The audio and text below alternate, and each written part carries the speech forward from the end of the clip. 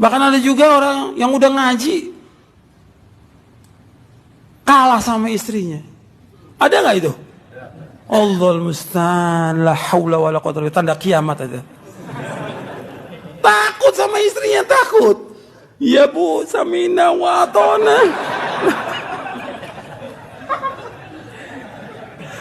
Ini kejadian, katanya udah ngaji. Istrinya alhamdulillah juga udah ngaji pakai cadar. Kok suaminya takut? Gimana manfaat? Nggak manfaat, ngajinya nggak manfaat. Para sahabat hidupnya nikmat mereka. Mereka terus ibadah kepada Allah, mereka kerja, mereka usaha, mereka dagang, mereka mencari nafkah. Mereka nggak memperhatikan hawa nafsu untuk berutang. Kalau betul-betul terpaksa, baru mereka utang. Tapi mereka tepat janjinya, nggak seperti sekarang. Waktunya bayar utang, afwan ya akhi, afwan. Saya nggak perlu afwan, saya perlu duitnya. Afwan. Bulan depan afwan lagi. Saya nggak mau dibayar dengan afwan, saya mau dibayar pakai uang. Antum pinjam uang kan sama saya, bayar dengan uang, bukan dengan afwan. Jadi kita nih sebenarnya kalau kita lihat, baca juga kadang-kadang nggak tiap hari baca. Baca sedikit sudah capek, sudah lelah, udah ngantuk gitu. Jadi sepotong-sepotong. Nuntut ilmunya sepotong-sepotong, bacanya sepotong-sepotong. Maka jadinya pun sepotong-sepotong. Jadi antum nih jadinya sepotong-sepotong. Nggak jelas sudah. Ikut sunnah atau bid'ah nggak tahu kita. Sepotong-sepotong. Karena bacanya juga sama seperti itu. Ustadznya juga sebagian sama gitu juga. Sibuknya dengan ceramah, baca baru 1 jilid kitab udah ceramah gitu. Dulu para ulama baca ratusan jilid kitab, terus baca tiap hari siang malam baca. Ini enggak, baca terus karena kita harus sibuk dengan ilmu, kemudian sibuk dengan amal. Cari nafkah tetap wajib, cuma kan kita disibukkan dengan berbagai macam ini oleh dunia. Kalau kita rukun imannya ada 6, rukun iman kita ada 6. Benar nggak nih? Rukun iman kita ada 6. Jangan bengong ngasih bengong. Betul, rukun iman kita ada 6. Coba sebutin. Iman kepada Allah, malaikat, kitab-kitab, rasul-rasul, iman kepada yaumul akhir, iman kepada takdir baik dan buruk. Kalau kita nggak mengikuti kiai ajengan, terus kita ngikutin siapa? Pertanyaan. Tadi saya jelaskan jelas gamblang. La haula wala quwwata illa billah. Ya kita ikut Rasulullah SAW. Kan nanti dikubur ditanya siapa? Ditanya kiai kamu siapa enggak? Enggak, ditanya man rabbuka wa man nabiyuka wa ma dinuka. Ditanyakan siapa Rob kamu, siapa nabi kamu? Nabi saya kiai fulan. Nabi saya ajangan, enggak ada. Siapa nabi kamu, siapa nabinya? Muhammad sallallahu alaihi wasallam. Yang kita ikut disuruh oleh Allah apa? Ikutin Nabi Muhammad sallallahu alaihi wasallam. Sekarang Nabi sudah meninggal, kan ada keterangan di hadis Nabi tentang sunnah-sunnah Nabi. Ada Sahih Bukhari, Muslim, Abu Daud, Tirmidzi. Ini semua sabda Rasulullah SAW. Nabi bersabda sallallahu alaihi wasallam. Tinggal kita ikuti dan perbuatan dijelaskan. Saya ditegur oleh ikhwan karena di motor saya tidak ada stiker roja. Udahlah, saya bukan kru roja. Apakah ini termasuk apa Ustaz? Ini termasuk gulu.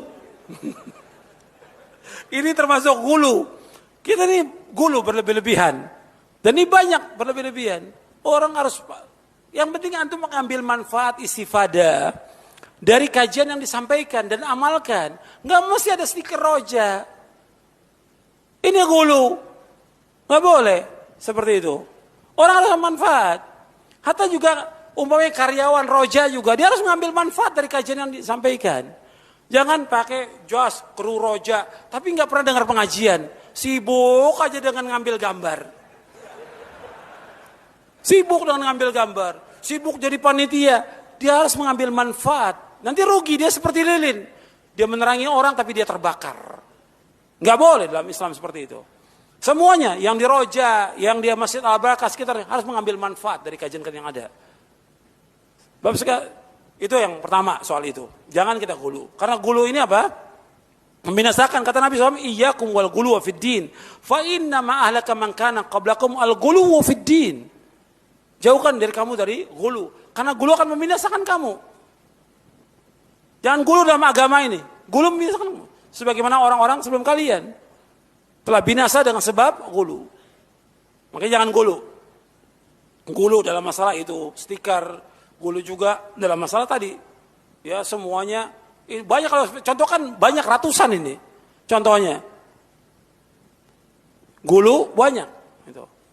Seperti pengobatan harus dengan herbal. Kalau nggak herbal nggak sembuh. Itu gulu ada. Gulu banyak. Begitu juga ini masjid Al-Barakah ini. Kadang-kadang ada orang yang nggak mau sholat kecuali di Masjid Al-Barakah. Ini gulu. Saya kalau mau contohkan ratusan ini. Gulu ini. Masjid Al-Barakah dengan masjid yang lain seluruh dunia sama kecuali 3 masjid yang utama. Masjid mana yang utama? Masjid Haram, Masjid Nabawi, Al-Aqsa. Jangan punya keyakinan antum masjid ini utama Al-Barakah sama dengan masjid yang lain. Dan saya pernah sampaikan di Masjid Imam Ahmad bin Hanbal bahwa Masjid Imam Ahmad nggak punya keutamaan sama sekali. Sama dengan masjid yang lain seluruh dunia sama. Nggak ada keutamaan. Ini ada orang punya keyakinan mesti sholat di Masjid Al-Barakah. Kalau nggak sholat situ nggak sah.